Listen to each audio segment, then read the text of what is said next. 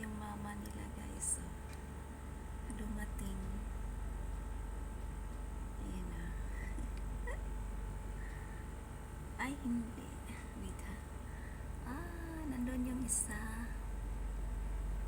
Humiwala yung isa kasi hindi sila makaya sa isang ng dates. Isang lukay, tangkay. Hindi sila makaya kasi mabigat yan sila guys. Kaya tagsa sila ng lukay, ng tangkay. Ayan o. Hindi nila yan nanay kasi hindi lumapit sa kanila guys. Ayan o. Hindi pa bumaba yung mga ibon.